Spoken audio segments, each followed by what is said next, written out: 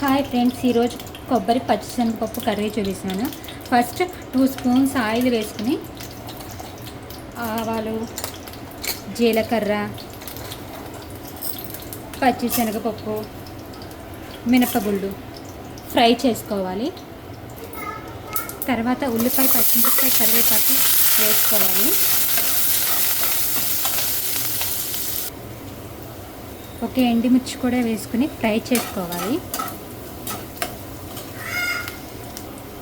Onions fry అయిన తర్వాత కొబ్బరి వేసుకోవాలి.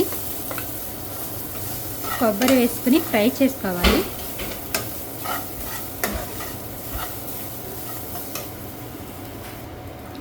ఈ కొబ్బరిలో ఉన్న తేమ పోయేంత వరకు ఫ్రై చేసుకోవాలి. కొబ్బరి ఫ్రై అయిన తర్వాత మనం ఉడకబెట్టుకున్న పచ్చిశనగపప్పు వేసుకోవాలి.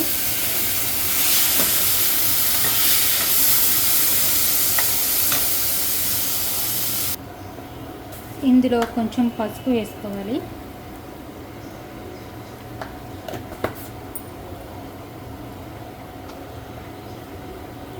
తగినంత కారం కూడా వేసుకోవాలి.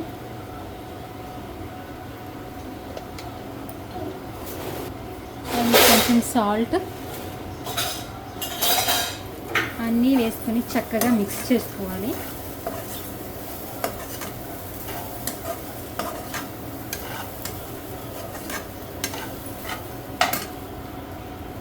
మిక్స్ చేసుకున్న తర్వాత కొంచెం సేపు మూత పెట్టాలి.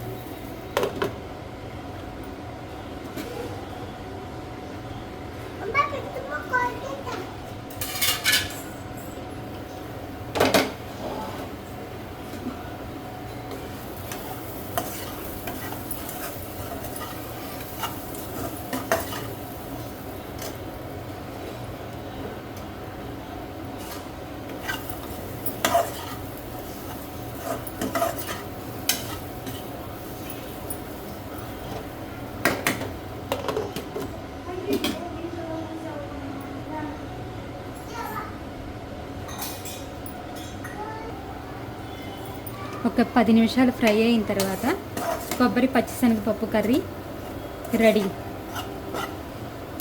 ఇక స్టవ్ ఆఫ్ చేసుకుని దింపేసుకోవడమే.